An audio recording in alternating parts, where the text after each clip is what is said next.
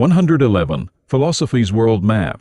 I'm Ahn Jae-Oh, the captain of the philosophy ship from South Korea. The history of philosophy is long, and there is a history of philosophy. But I think it would be interesting to introduce philosophy centered on each country. The contents are as follows. 1. Greece's representative philosopher. Parmenides.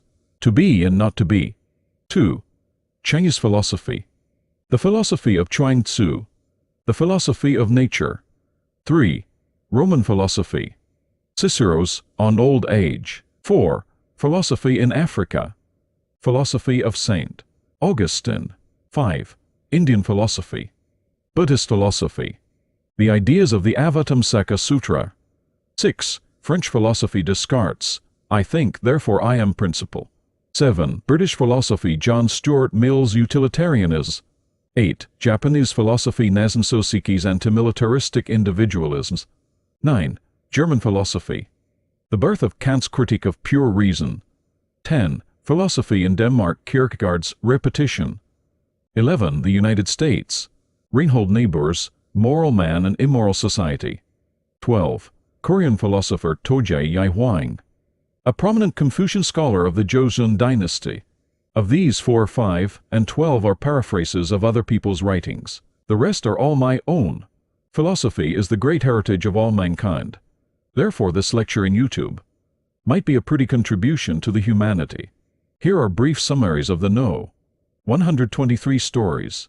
1. Representative philosopher of Greece, Parmenides.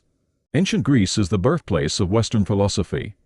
The representative philosophers are, of course, Plato and Aristotle, but I chose Parmenides, a philosopher before them, as the representative philosopher. The reason is that he was the first to philosophize being itself. Before him, there was nature philosophy, and they explored the principles of nature. In this sense, Parmenides became the father of ontology and logic. Plato and Aristotle were also formed based on the ideas of Parmenides. 2. Representative Chinese philosopher, Chuang Tzu. As the representative of Chinese philosophy, I would choose Chuang Tzu. He views nature as an infinite creative force with reason logos. Compared to this infinite and absolute nature, man's power is finite, and his perception is always relative. But people do not know this and insist that only their opinions or thoughts are true. That is, there is this, so there is that, and there is that. So there is this, or there is life. So there is death. So there is death, so there is life. This laid the metaphysical foundation of Chinese philosophy. 3. Roman philosophy Cicero's On Old Age. Ancient Roman philosophy is practical and handsome. Cicero is a philosopher who represents this. People usually think that old age is a time of weakness, inactivity, loss of physical pleasure, or not far from death. So they become passive and weaken themselves every day, and actually become more so. I can't do it, etc. There's a sense of what can I do at this age. But Cicero argues that old age can be a blessing, not a curse. Hereafter omitted. Beginning of the philosophical world. 1. Representative philosopher of Greece. Parmenides. What is and what is not. 1. The philosophy that first revealed the meaning of existence. Aristotle, the father of Western philosophy, said in his Metaphysics that there is a discipline that deals with being as being qua being. This is also known as the first philosophy. When we say being as being, we mean that the object of inquiry is being in general, not any particular being. The first and most important contributor to making Western philosophy a philosophy of being was Parmenides, a Greek philosopher from the 6th century BC. Parmenides is one of the most important philosophers in Western philosophy. Understanding his philosophical ideas is not easy, because no one before him had thought about being itself. Before him, there was nature philosophy, which explored the principles of nature. However, since natural objects or phenomena also exist, it is necessary to explore existence, or being itself, before nature. For example, clouds, mountains, people, etc. have in common that they exist or are. Nature is actually part of being. Parmenides was the first to raise this question of being. He is the founder of the philosophy of being, or ontology. He simultaneously revealed the relationship between being and thinking. To be is to think, that is, to being is thought. It's amazing in the history of philosophy. Thinking and being are the same, he said. And furthermore, Being is both thinkable and articulable. Aristotle set the direction of Western philosophy by declaring that man is a rational animal. But it was Parmenides who prepared the way for this. In any case, Parmenides is the pioneer who pointed philosophy in the right direction by combining being and thinking or reason. Let's take a closer look at Parmenides' work on nature. This text is a poem in iambic pentameter. Its organization is divided into 3 parts. Part 1 is the introduction. In it, the protagonist is guided by the goddess of truth and arrives at the bright temple of truth. The second part is about truth, aletheia, and the third part is about paradox.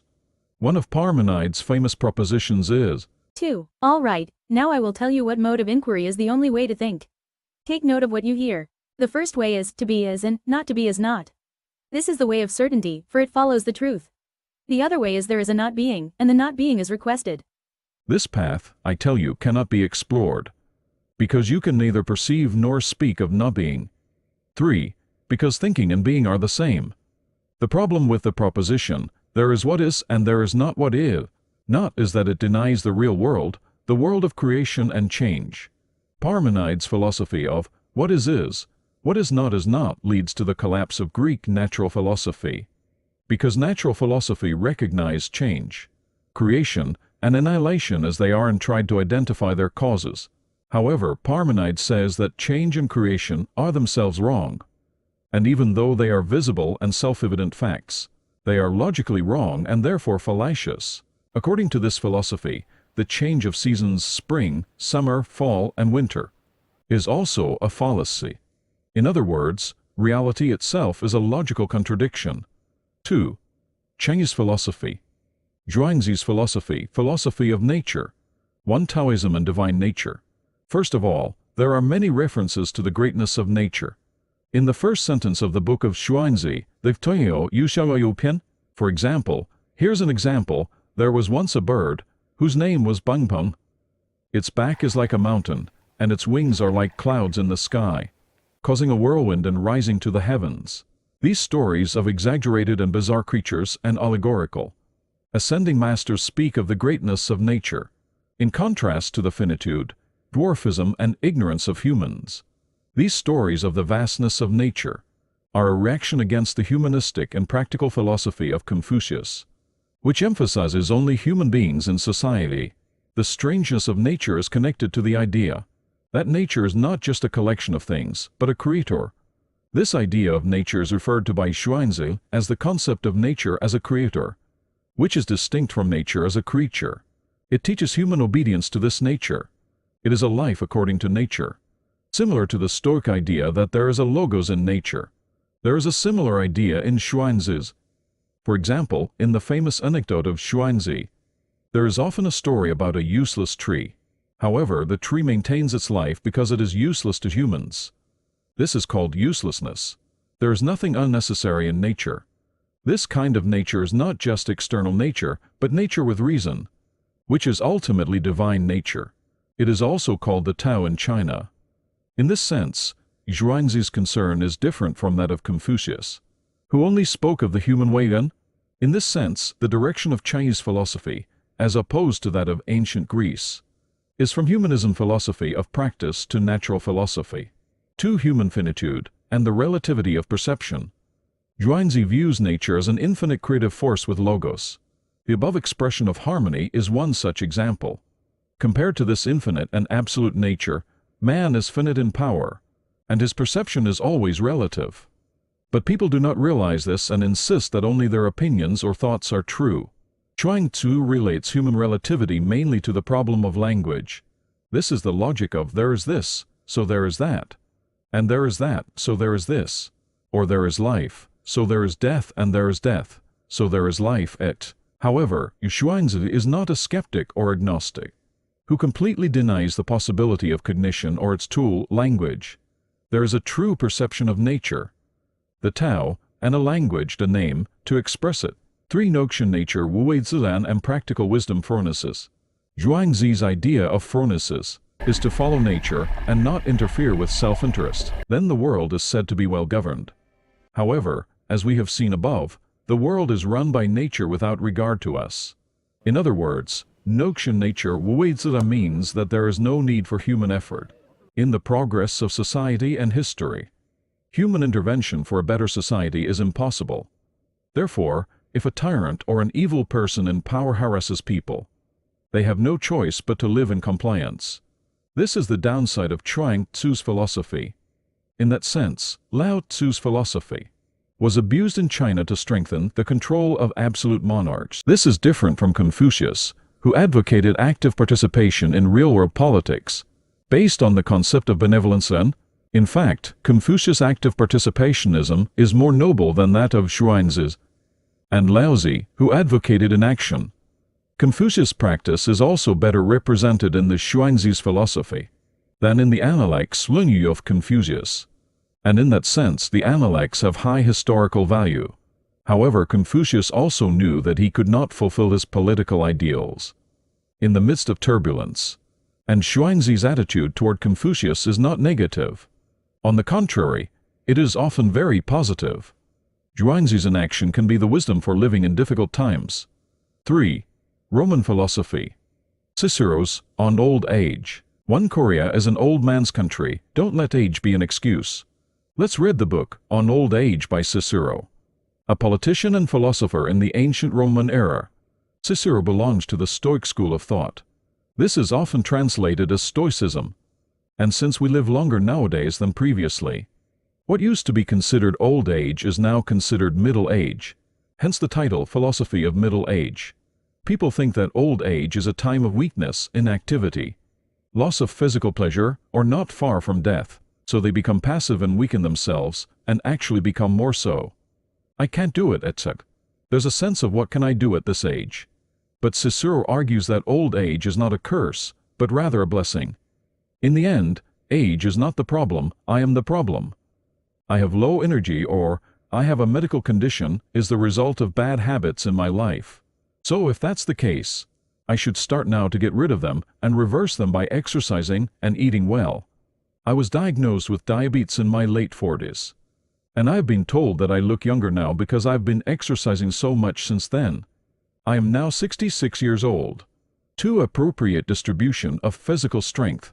I am convinced that if you use your strength appropriately and do the best you can, there is no need to feel sorry for your lack of physical strength. Even in old age, with moderate exercise, proper diet, and moderation, you can maintain a good deal of your health and former physical strength. Today, we see seniors modeling after the age of 60, or competing in bodybuilding competitions and winning prizes in their 70s. So maybe Cicero's claim isn't so far from the truth. 3. Mental strength and intellect. Even more important than physical strength is mental strength and intelligence, which can be enhanced with age. Cicero recommends farming and learning as activities for old age after retirement. First of all, farming can be practiced well into old age and is best suited to the life of a wise man. Learning and practicing virtue are also the best weapons of old age, and it is in this context that many educational programs for the elderly are emphasized in today's lifelong education. Cato, the narrator of this book, also learned Greek in his old age.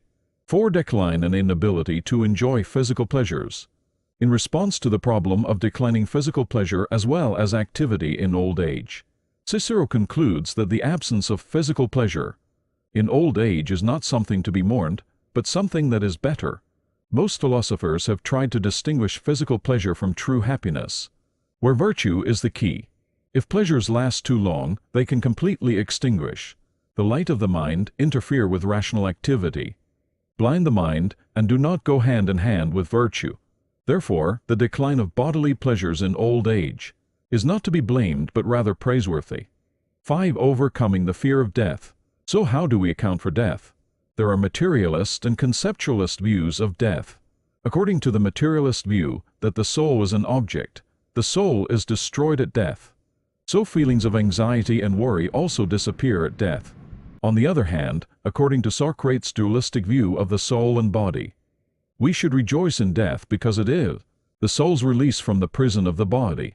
In either of these explanations of death, our fears and worries about death are irrelevant. Cicero also believed in eternal life after death, and that the pain at the moment of death is only temporary. and that in the afterlife it will be either painless or pleasant. 4. The philosophy of Africa. Philosophy of St. Augustine. 1. Epistemology, the doctrine of illumination. Epistemological concerns influenced Augustine's intellectual development. His early dialogues on scholasticism and on wisdom, written shortly after his conversion to Christianity, reflect his interest in skeptical arguments and show the development of the doctrine of divine illumination. The doctrine of illumination holds that God plays an active and regular role in human perception and understanding, illuminating the minds so that humans can recognize the intelligible realities that God presents. According to Augustine, illumination is available to all rational minds and is different from other forms of sense perception. This is a description of the conditions necessary for the mind to connect with intelligible entities.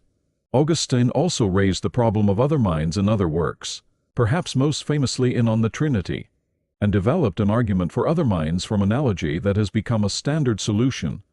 Unlike Plato and other earlier philosophers, Augustine recognized the centrality of testimony to human knowledge, and argued that what others tell us can provide us with knowledge, even if we have no independent reason to believe their testimonial reports. 2. Just war. Augustine argued that Christians should be pacifists, as a personal and philosophical position, but that peace in the face of a grave wrong that can only be stopped by violence would be a sin. It may be essential to defend oneself or others, especially if authorized by a legitimate authority. Augustine did not break down the conditions necessary for war to be justified, but he coined the phrase in his work City of God. In essence, the pursuit of peace must include the option of fighting for its long-term preservation. Such wars cannot be preemptive, but must be defensive in order to restore peace. Centuries later, Thomas Aquinas used the authority of Augustine's argument to define the conditions under which war can be justified. 3. Free will. Augustine's early theology included the claim that God created humans and angels as rational beings with free will. Free will is not sinful, and therefore not equally inclined toward good and evil. A will tainted by sin is not considered as free as it once was, because it is bound to material things, and can be difficult to lose or part with, leading to misery. Sin impairs free will, but grace restores it. Only the will that was once free can be corrupted by sin. After 412, Augustine changed his theology and taught that humans do not have a free will to believe in Christ, but only a free will to sin. I actually strove for the free choice of man's will, but the grace of God conquered. Wilson argues that every early Christian author, with extant writings who wrote on the subject before Augustine of Hippo, 412 advanced human free choice rather than a deterministic God. According to Wilson, Augustine taught traditional free choice until 412, when he reverted to his earlier Manichaean and Stoic deterministic training. When fighting the Pelagians, only a minority of Christians accepted Augustine's view of free will until the Protestant Reformation, when Luther and Calvin wholeheartedly embraced Augustine's deterministic teachings. The Catholic Church considers Augustine's teachings to be consistent with free will. He often said that anyone can be saved if they want to, although God knows who will be saved and who will not, and the latter have no possibility of being saved in their lives. This knowledge represents God's perfect knowledge of how humans freely choose their destiny. 4. Sociology, morality, and ethics. Natural law. Augustine was one of the first to examine the legitimacy of human law, and to attempt to define the boundaries of laws and rights that arise naturally, not arbitrarily imposed by humans. He concluded that all people with wisdom and conscience can use reason to recognize natural law or natural law.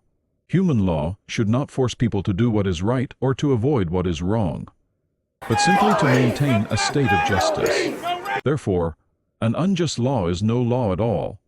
People are not obligated to obey unjust laws, laws that conscience and reason tell them violate natural law and rights. 5. Indian philosophy. Buddhist philosophy. Ideas of the Avatamsaka Sutra. 1. The Avatamsaka Sutra. Traditionally, the Avatamsaka Sutra is known and believed to have been composed by Gautama Buddha shortly after his attainment of full enlightenment, and to have described that state of enlightenment symbolized by the Buddha's lotus flower, and the practices that made it possible to attain it.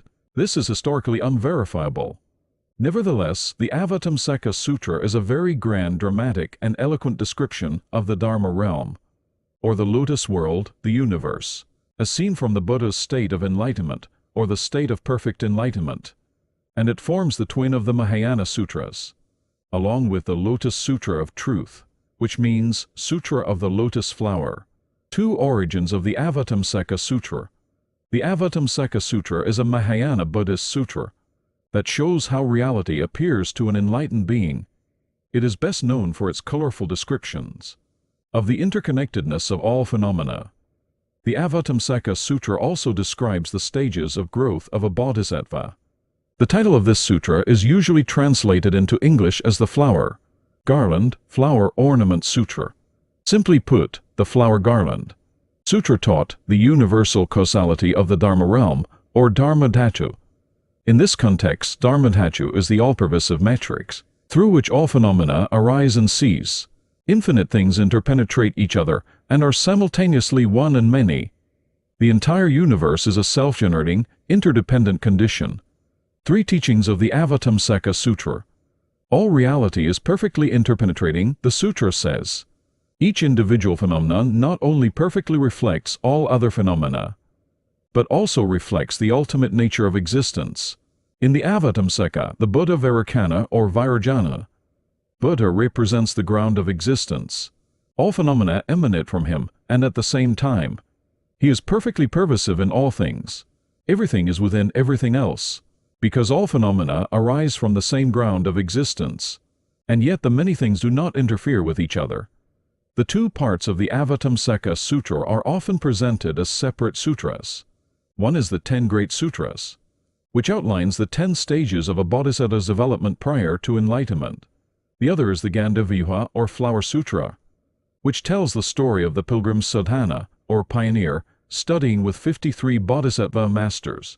The bodhisattvas represent a wide range of human beings: courtesans, priests, ascetics, beggars, kings and queens, and transcendental bodhisattvas. Finally, the sadhana enters the Tower of Maitreya, a place of endless space with other towers of endless space. Sadhana's boundaries of body and mind disappear, and he perceives the Dharma realm as a flowing ocean of matter. For the dialectical nature of the Avatamsaka Sutra, seeing the world of Shabang within a single hairball. The world is subtly majestic, and all Buddhas and all Bodhisattvas are gathered here. Huayuan Sutra, Chapter 13, Initial Bodhisattva Merit, Truvasin Pusagondapin. Here we should think of the one and the many as interacting or reciprocally infiltrating each other. In other words, unity of opposites. However, it is worth considering where and how this unity of diversity, or unity of opposites, occurs. Great German philosopher Immanuel Kant believed that this unity occurs in the human mind or consciousness, rather than in the objects themselves. He conceptualized it in terms of a synthetic unity of diversity, by means of a priori perception. Others, such as Fichte and Hegel, express it more explicitly, i.e., from the one to the many. In Kant's case, we must also assume that the exchange, or transition between the one and the many occurs in the mind or consciousness. Therefore, the idea of one in many in one, in the Buddhist Avatamsaka Sutra makes sense, the interpenetration of one and many. However, in the latter case, the relationship between small things and large things is added. 6. French philosophy. Descartes, I think, therefore I am principle. Chapter 1. Descartes, the father of modern philosophy. Modern philosophy began with Descartes. Despite the fact that so-called postmodern philosophy has dominated Western thought for some time, the tradition of modern philosophy has continued steadily from Descartes to the present. Even Heidegger's ontology of being, Dissing, cannot escape the principle of Descartes' thinking, or ego cogito, I think. Both of these philosophies criticize Descartes and modern philosophy. But what makes it difficult for them to overcome Descartes and modernity is that, without the premise of I think, any philosophy or idea is prone to the dogmatic trap. The principle of ego cogito is the same as the principle of subjectivity. It's easy for people to criticize the concept of subjectivity, or the subject-object relationship. But the framework of this philosophy is not something that can be easily criticized. Furthermore, Descartes was the first in the history of philosophy to succinctly identify the human mind, which is often described as mind, soul, reason, or intellect. He organized these as functions of cogito, or thinking. Strictly speaking, I am just a thinking being. Mind, soul, intellect, reason, these words I am just now learning the meaning of, is to think. I am still a true and existing being. Meditation 2 of Meditations on First Philosophy, Reflections on My First Philosophy. Before Descartes, people talked about spirit, soul, mind, intellect, reason, and so on. But no one knew exactly what the nature of these things was. The meaning of these things can vary considerably depending on the context. But knowing Descartes' definition of the human inner being, it is much easier to understand the essence of what the human mind is, a thinking thing. Furthermore, Descartes interpreted the image of God in the biblical book of Genesis, that God made man in the image of God, as the principle of, I think, therefore I am, ego cogito sum. But the fact that God created me leads me to believe that I am somehow molded after His image and likeness. And I recognize that likeness as the way I perceive myself. Third meditation, God. The meaning of this passage is this: when the Creator made a creature, it was naturally made in the image, likeness of the Creator, and that image or likeness is, I think, which is my essence. Chapter 2, Discovering the Thinking I through Absolute Doubt. Descartes' discovery of the I think principle was driven by persistent doubt. He wanted to find a single knowing that was absolutely certain. In order to reach this goal of certainty, he tried to eliminate every single possibility of error and mistake. He doubted sensory realities such as the sky, mountains, or trees. But he even reached the point of doubting and denying his own body. This kind of doubt is what I call absolute doubt. It is, in a word, the most extreme kind of doubt. He said eyes, head, hands, etc. may be imaginary. First, meditation. It is almost impossible to doubt the existence of one's own head or hands. How can I doubt my own body? Could my hands and feet be illusory? How could Descartes think that his body didn't exist? This is what we might call absolute doubt. I believe that Descartes' distrust of his own body depends on the so-called phantom limb sensation, which he mentions in his writings. By the way, this phenomenon is an important topic of recent neuroscience, brain science. However, I have heard that people who have had limb amputations sometimes feel pain in the missing arm or leg. Meditation 6. A phantom limb or phantom limb phenomenon is the sensation that an amputated or missing limb is still attached. A significant percentage of people with this condition experience painful phantom limb sensations. Phantom limb, Wikipedia. From this perspective, Descartes' hypothesis that one's body may not exist will make sense. I won't discuss the phantom limb story associated with Dr. Ramachandran of the Department of Brainscience any further here. In any case, according to Brainscience, there are ghosts in our brains, phantoms in the brain. My point is simply that the thought experiment of denying your own body is not absurd, but rather makes sense. Today, Descartes' thorough and extreme method of doubt should be reviewed in the context of Brainscience. 7. British philosophy, John Stuart Mill's Utilitarianism. Chapter 1, Utilitarianism as Public Hedonism. Jeremy Bentham, the father of utilitarianism, made public pleasure a principle of ethics, and his happiness basically refers to pleasure. Happiness, pleasure. In that sense, utilitarianism is aligned with an ancient ethical idea called hedonism. The originator of hedonism is Epicurus. Hedonism is more of a general set of human habits and values than a specific school of philosophy. The phrase, seize the day carpe diem, from the movie Dead Poets Society, is a good example of hedonism. Seize the day, don't sacrifice today for tomorrow. Seize the day, seize the momentary pleasure. The basic meaning of pleasure is physical, sensory, and momentary pleasure. Chapter 2, The Benefits of Utilitarianism. The essence of utilitarianism is public and popular hedonism. As seen in the formula, the greatest happiness of the greatest number.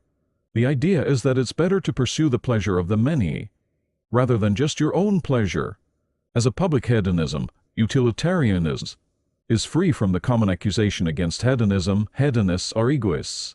Hedonists have been accused of being egoists, who seek momentary, fleeting pleasures. Chapter 3 J. says, Mill's qualitative utilitarianism. While Bentham's utilitarianism was widely accepted and made great contributions to morality and state policy, it also attracted many opponents. Their objections to utilitarianism were as follows. 1. Utilitarianism is a doctrine worthy only of pigs. The reason is that people have many other values besides pleasure, and utilitarianism only considers pleasure, that is, physical, momentary pleasure, to be the highest value. Of course, utilitarianism also speaks of happiness, but the main happiness is pleasure. Therefore, utilitarianism is an idea that treats people like pigs. 2. The happiness which utilitarianism says is actually unattainable. Happiness is an illusion. 3. Utilitarianism is criticized for making people cold and dispassionate. Ethics is fundamentally about social behavior, and individuality and motivation are important for sensitive and compassionate behavior. However, the criticism is that utilitarianism ignores this and focuses only on the consequences of actions. The purpose of John Stuart Mill's books, Utilitarianism, was to rebut Bentham's criticism of utilitarianism and defend utilitarianism. Mill's arguments were as follows. 1. In response to the criticism that utilitarianism is only suitable for pigs, Mill points out that most people who experience both physical and intellectual pleasures at the same time tend to greatly prefer the latter. Bentham advocated quantitative utilitarianism, which states that all pleasures are qualitatively the same, and in opposition to Bentham's theory of the homogeneity of all pleasures. Mill argues for qualitative differences in pleasures. Thus, he said, some kinds of pleasures are more pleasurable than others. Some kinds of pleasure are more desirable and valuable than others. Not only the quantity of pleasure is taken into account, but also its quality. He argues that intellectual pleasures, e.g., the pleasures of friendship, art, reading, and conversation, are a higher and more desirable kind of pleasure than physical pleasures. Mill also emphasizes the role of the intellect in happiness.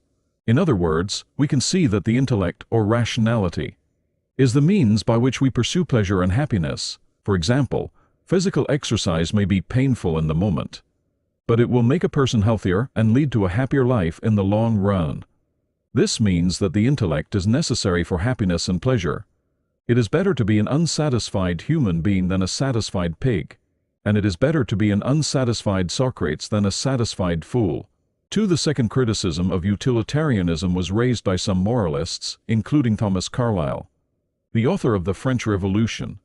They said that since happiness is unattainable in any form, it cannot be a rational purpose of human life and behavior. They also said that people can live without happiness. They also said, people have no right to be happy. These people would definitely say that they are pessimists. They say that good and noble people give up happiness for the sake of morality and virtue. Historically, this value was espoused by the Stoics.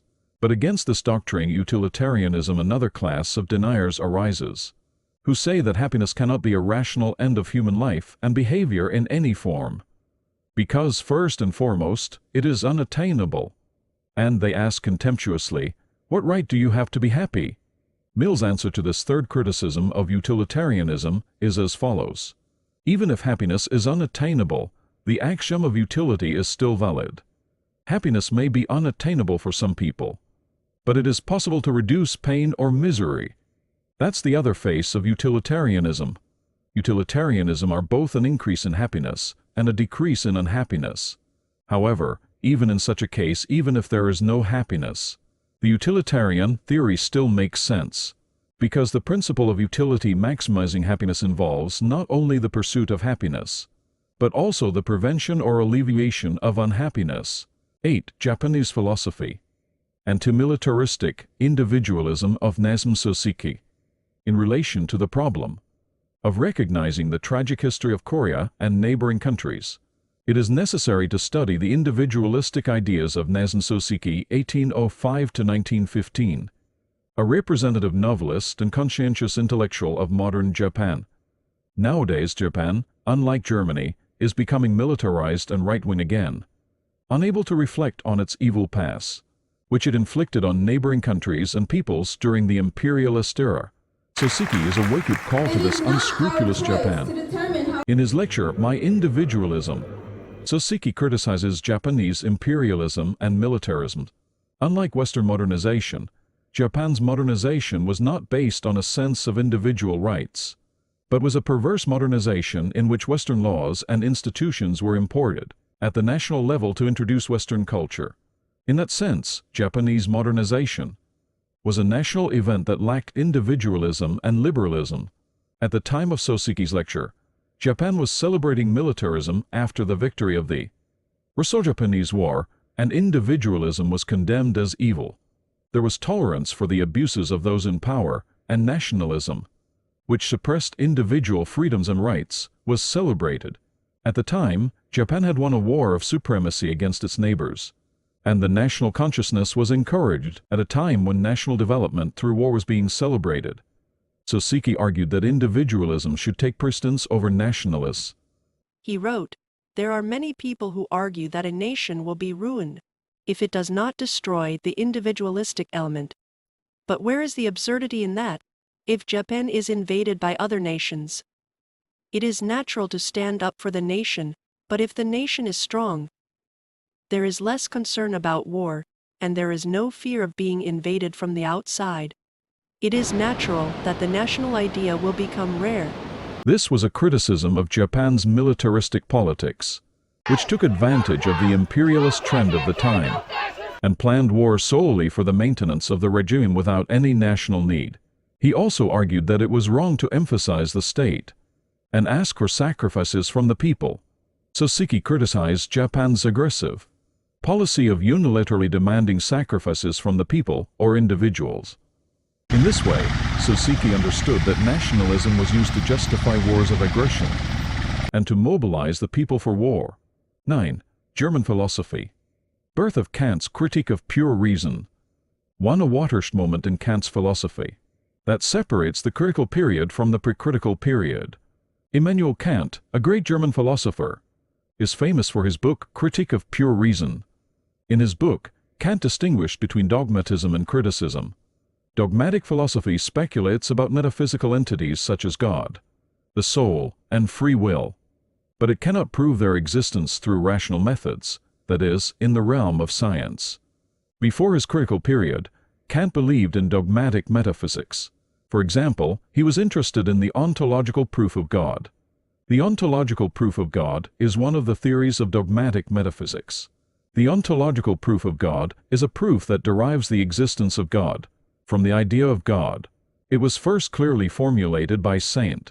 Anselmus in his Prologion 107,778. It contradicts the notion of God, that is, that God is the greatest being, if this notion exists only in the human mind and not in reality. Thus, the argument is that God exists objectively.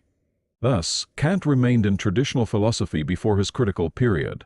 However, Kant was awakened from his dream of dogmatism by the skepticism of the English empiricist David Hume. Hume not only denied the existence of the external world, but also denied the law of causality. From the empirical connection of things, humans cannot deduce the inevitability of causality. Therefore, after Hume, it became difficult for conventional metaphysics and even natural science to maintain its universal validity. 2. Kant, the Copernican revolution in philosophy.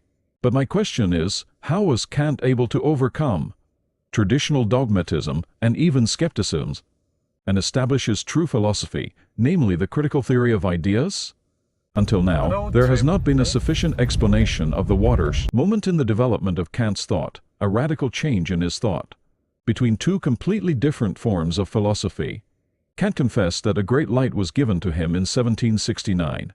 His major work, The Critique of Pure Reason, was published in 1781, while Rousseau's Émile was published in 1762.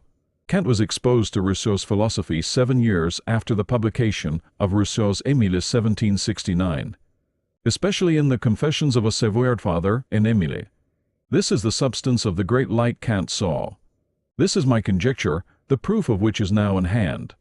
Kant himself called this radical change in his thought a Copernican revolution. How did the Copernican revolution by Immanuel Kant occur? My argument is as follows. Rousseau's Émile played a crucial role in Kant's paradigm shift. 3. The core of Rousseau's philosophy. In Rousseau's Émile, the narrator begins his study of the philosophy of his time. He agrees with Descartes' principle of the certainty of the self. I think, therefore I am. Descartes doubted the existence of the external world. But the existence of the thinking I, or self, can never be doubted. Rousseau, however, unlike Descartes, could not easily doubt his own external world. My senses are as obvious as the ego cogito. Both the ego and the senses are certain because they are internal. My senses are as distinct as I am. Moreover, the ego cannot affect or destroy his senses. This is where Rousseau breaks away from Berkeleyanism. The thinking I and my senses, the external world, both exist independently and side by side. But the I as ego has the ability to compare and judge things. It is within our intellectual capacity to recognize similarities and differences between given objects. 3. Reconciling materialism and idealism.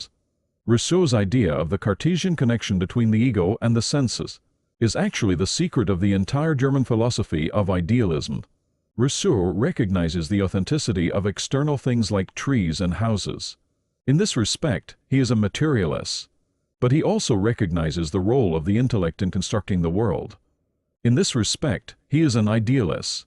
In this way, Rousseau reconciles materialism and conceptualism. Rousseau said, "Now what I perceive myself, and everything that acts on my sense organs, I call matter, and the parts of matter are combined in individual beings. Such an entity I call a body." All the controversies, therefore, between the idealists and the materialists are of no consequence to me.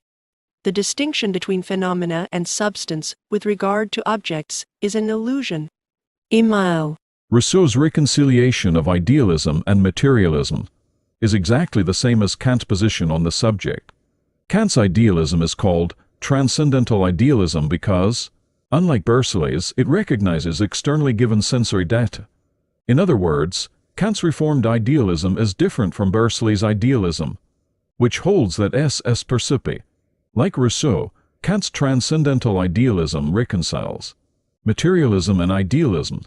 The most important element in Kant's new theory of concepts is the function of the thinking subject, the thinking I as a synthesizer of all sensory data. In this way, Kant develops Rousseau's function of collecting, connecting and judging into a synthesizing I, or combining I by deepening it further philosophically. This later develops into the idea unique. To the critique of pure reason of the synthetic unity of the manifold synthetische Einheit des Mannigfaltigen. But my thought must be able to accompany all my manifestations. CPR 132, CPR, refers to the critique of pure reason. Das Ich denk, muss all mein Vorstellungen begleiten können. Kant's use of I think, or the thinking self, accompanying all my representations, refers to Rousseau's ideas rather than Descartes'. In fact, Kant draws heavily on the philosophies of Descartes and Rousseau. In his critique of pure reason, most notably in the chapter A priori deduction of the pure categories of the five senses, Kant too accepts data from outside sources in this sense. He is a materialist. However, he emphasizes the role of the thinking I in perceiving the objective world. To this extent, Kant actually imitates Rousseau. The great light that came to Kant was really Rousseau's emule. Nevertheless, Kant's understanding of the thinking I is much more complex than Rousseau's, whereas Rousseau's intellect or thinking I was responsible for comparison and judgment. Kant's thinking I makes scientific knowledge possible. Kant refers to the function of the thinking I as pure perception that accompanies all sensations, all representations. 4. The collecting connecting I and the comprehensive unity of diversity. As mentioned earlier, Kant's I think that accompanies every representation actually comes from Rousseau's concept of the intellect. Rousseau's intellect also refers to the active function of the self, the active role of I. Intelligence by Rousseau. Rousseau spoke of the power of the mind to collect, connect and compare my senses. According to Rousseau, this power to collect and compare my sensations exists in me, not in the objects of those sensations. Whatever name may be given to that power of the mind, which connects and compares my sensations, call it attention, meditation, reflection, or whatever you like, it is certain that it exists in me, and not in the objects of my sensation. Emile Kant, however, reinterprets Rousseau's collecting Connecting function of the ego as a binding function of the subject itself. Of all signs, the sign of union is the one that is not given through an object, but can be executed by the subject alone, because it is an act of its own activity. She, p. Herb 130. Similar to Rousseau, Kant attributes the function of self-activity to the subject. This tradition has actually been held since Plato that the soul is self-active. Kant conceptualized Rousseau's idea that the mind has the function of collecting connecting objects, as a synthetic unity of diversity. This is Kant's great contribution to the development of philosophy. Union is the expression of the synthetic unity of diversity. CPR. B31 Verbindung ist Vorstellung der scientifique Einheit des Mannigfaltigen. The function of comprehensive unification of diversity is ascribed to the pure, sensible or thinking eye. The thinking eye or pure perception is understood as an act of spontaneity. It unifies the various sensory data given to it and produces objective, scientific knowledge. Apperception. English apperception is a concept in psychology, philosophy, and epistemology. It is derived from the Latin appad, toward, and percipere, to perceive, understand, and generally refers to the inquiring into and understanding of one's inner self, such as one's state of being or one's own experiences. 10. Danish philosophy. Kierkegaard's repetition. The philosophical meaning of repetition and memory. The philosophical meaning of repetition and memory. Kierkegaard. Effects of existentialist philosophy. Theistic existentialism, atheistic existentialism. Existentialism emphasizes the individual over the system universal. Theme. Repetition makes people happy, but repetition makes people unhappy. Here, repetition is not just the repetition of something, but the recurrence of something good. It's the same word as recovery, huifu. On the other hand, recall doesn't refer to any memory, but to an important, good past memory. Non-academic conceptualization. The title of the book is Repetition by Constantine Constantinus, subtitled An Attempt at Experimental Psychology. Constantine is a fictional character and the narrator of the book. He is also the main character. He is the dramatizer. It dictates Kierkegaard himself. Other characters: a young man in love, handsome. He is a man who fell in love with a maiden and mutually promised to marry her. The plot is that due to mutual misunderstandings and mistakes, the young man leaves her. This describes Kierkegaard himself. His divorce from Regine Olsson leaves a note saying that he regrets not marrying her. After meeting her, the young man becomes a poet. Here there is a confusion between reality and the ideal. He expects a goddess or muse-like role. Text. Poetic creativity has begun to awaken within him. The maiden was not his lover, but merely a motivating force.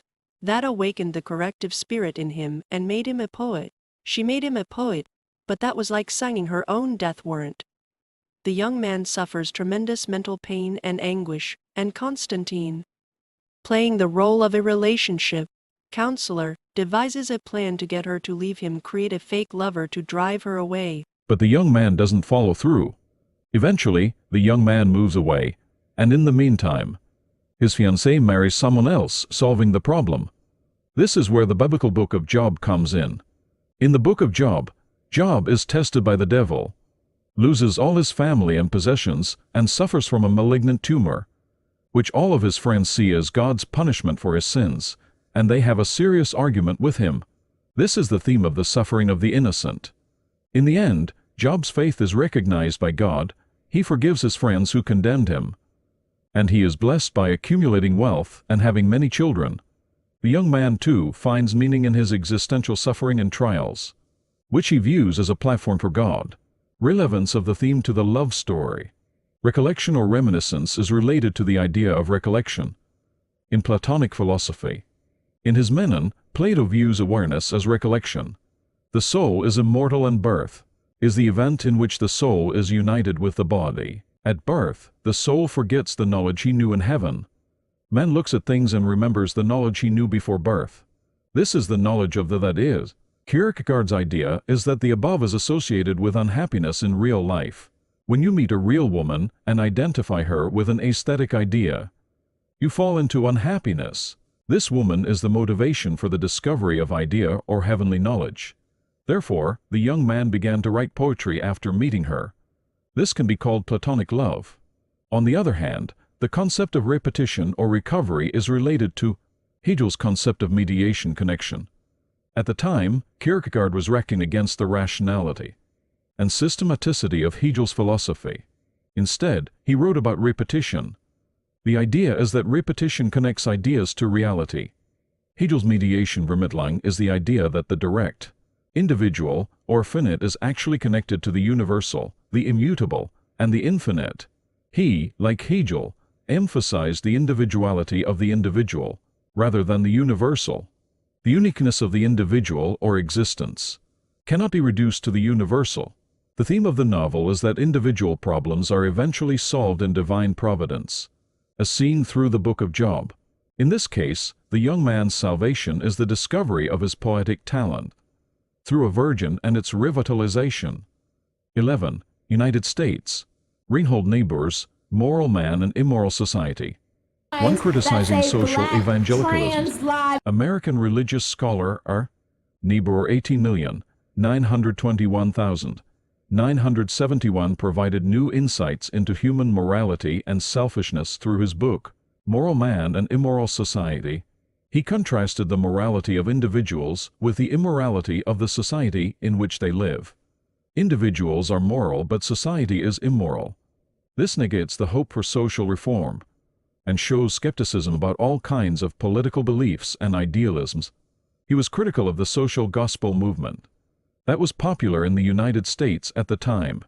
Social evangelicalism is a progressive theological movement of Protestant intellectuals that was active in the 19th and early 20th centuries. Social evangelicals approached social issues such as social justice, crime, poverty, child labor, and war from a Christian perspective. Wikipedia.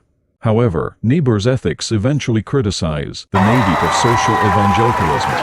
For him, the proponents of the social gospel lacked an understanding of the deep sinfulness of human beings in society, and were naive in their attempts to live out the Sermon on the Mount, and in their belief that this would change unjust social systems. Kyogang News Hetwo. Churcher. Or Christ. In other words, society cannot escape its self-interest. The self-interest of the group is more powerful than the self-interest of the individual. Therefore, Niebuhr argues that the morality of groups is inferior to the morality of individuals. The inferiority of the morality of groups to those individuals. There are three reasons for this. 1. Groups are less unified than individuals. 2. Individuals are more impulsive and aggressive in groups. 3. The self-education and self-transcendence of society is extremely low, compared to the self-education and self-transcendence of individuals. 2. Lack of unity. A group is usually a mere aggregation of individuals. So society as a collection of human beings lacks cohesion and cohesion. This is because it is difficult to establish a rational social force that can regulate the natural impulses of its members. For example, consider a group of climbers. The members of a climbing club are probably all different ages, genders, and professions. The only thing that unites them is that they climb mountains. In this way, the group simply speaks of a single characteristic. 3. Increased collective impulsivity. In a group, individuals tend to reinforce their natural, selfish impulses even more than usual. For example, people who are good at keeping order in traffic when they are alone may suddenly become boldly disobedient when they are in a group, and even enjoy it. This is also the mob mentality. It is the collective psychology of humans that a person who cannot catch a rabbit alone can set a fire, pour gasoline on himself, or perform a blasphemy in a collectively excited crowd. In other words, human aggression and impulsiveness tend to be enhanced in groups. 4. Lack of self-education and the possibility of self-transcendence. Individuals are naturally selfish, but sometimes they put aside their selfishness to fight for social justice or morality. For example, in Japan, a Korean international student sacrificed himself by throwing himself in front of an oncoming train to save an elderly Japanese man. Humans also have this selfless nature. It's called self-transcendence, but it's much less common in groups. In other words, individuals can change, but groups are less likely to do so. Groups have little potential for self-transcendence. The characteristic of the collective is unbounded egoism or collective egoism. So Niebuhr says, in all human groups, there is less reason to check and guide impulses, less capacity for self-transcendence, and less ability to understand the interests of others than in the individuals who make up the group, and thus unrestrained egoism is manifested in their relationships. Niebuhr. Moral Man and Amoral Society, p. 910. 5. Criticizing idealism and optimism. Niebuhr's basic idea is that social progress is retarded by the weakness of human collective ethics. Niebuhr criticizes modern Enlightenment optimism and idealism. The Enlightenment and idealists express strong optimism that the enlightenment and education of individuals and the advancement of the natural sciences would lead to justice, progress, welfare, and peace in human society. But Niebuhr doubts this. He puts it this way: the belief that the growth of the human intellect is automatically eliminating social injustice comes from the Enlightenment of the 18th century. The Age of Reason so closely associated social injustice with medieval tradition and superstition that it was natural to conclude that the elimination of social injustice would result in the elimination of medieval tradition and superstition. Condorcet, one of the zealous apostles of the Age of Reason, expressed the faith of his time when he said that universal education and the development of printing would bring about an ideal society in which the sun would shine brightly. The sun would shine brightly over the earth, where no one would exist except free men. No masters will be able to reduce reason, for tyrants, slaves, saints, and their hypocritical instruments will all have disappeared. Niebuhr, Moral Man and the Non-Moral Society, p. 4041. 6. Collective selfishness of the ruling and privileged classes. Niebuhr describes the efforts of the economically established classes to defend their vested interests as follows. These are the so-called vested interests. Ownership arises from the diversity of people's capacities. The protection of these capacities is the primary purpose of government. It is a direct consequence of the different and unequal abilities to acquire property, and of the protection of different degrees of property ownership. Society is divided into different interests and partisans, according to the influence of the sentiments and views of the respective owners. 117,118. This passage first states that differences in people's property stem from differences in their abilities. In democratic theory, all human beings are equal and free, but observation of actual society shows that human abilities are as different from each other as the sky and the earth. Therefore, differences in abilities, inequality result in differences in property and rights inequality. However, the problem is that the resulting differences in property and rights are not necessarily justified. If we truly lived according to ability, many people would starve and die of old age in this society. In a family of 3 or 4 is sustained by the efforts of one able-bodied person, and the same is true in society. Today's venture capitalist is tomorrow's unemployed. The politics that focuses on protecting vested interests is called conservatism. Conservatism is class politics. Niebuhr criticizes this. Differences in ability and function do indeed help to produce inequalities of privilege, but they do not justify the degree of inequality that is created, and they have little to do with the forms of inequality that persist within social institutions. 118. The idea is that inequalities in property and rights created by differences in ability are not necessarily right. Niebuhr refers to this as the degree of inequality. Created money and property earned through hard work should be protected, but it doesn't have to stay that way, according to Niebuhr, which means that income can be redistributed through taxes or regulations. The question of how much inequality should be allowed is a matter of social consensus and decision. However, conservatives reject the idea of income, redistribution and social welfare or protection of the weak. 12. South Korea. Toja Yaehwang, a prominent Confucian scholar of the Joseon dynasty KBS WORLD. Yaehwang is known as one of the most renowned Korean Confucian scholars of the Joseon dynasty. After Ye resigned from government service, he built a residence at the site of the Dosan Siwon, a private Confucian academy. Ye prepared himself for retirement at the age of 50, and called himself by his literary appellation Tojai. which meant dwelling near the creek after retreating, or more simply put, a stream hermitage. After retiring, Ye was most concerned about his academic pursuits, and is quoted as saying, "I feel at ease after leaving the office, but I am worried that my studies will be affected. I am concerned about what I would do during the latter years of my life. For the first time, I have found a place to stay near the creek. I should give myself time to reflect on these thoughts." Ye is considered one of the greatest and most influential philosophers of the Joseon era. After retiring into solitude, Ye was constantly frustrated that a comfortable lifestyle might cause him to neglect his studies. Motivation behind his studies. Ye was born in 1501 in Yeonhyeon, now Ansan, Andong, North Gyeongsang Province.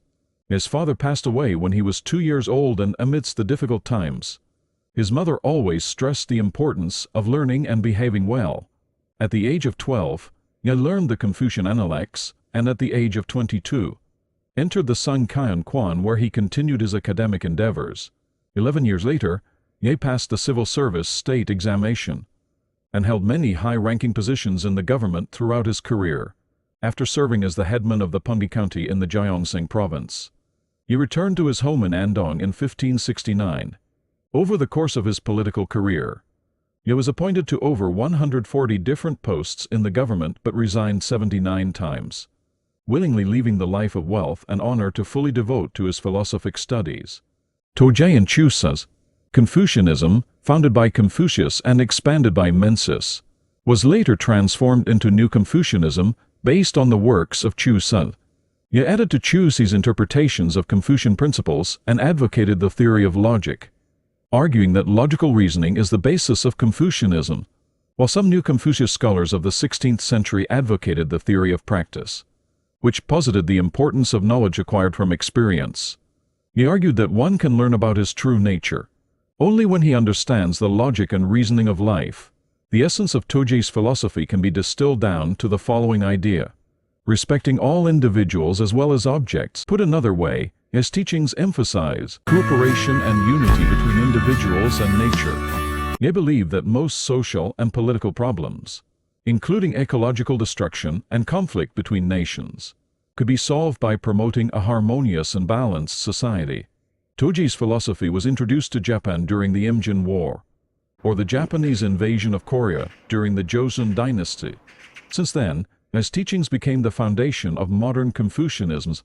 In Japan, and even today, international symposiums honoring Ye's work are being held around the world. Ye is one of the most significant educational philosophers of the 16th century, and was dedicated to research and teaching. In an effort to train the next generation of scholars, Ye founded a private Confucian institute called the Dosan Siwon.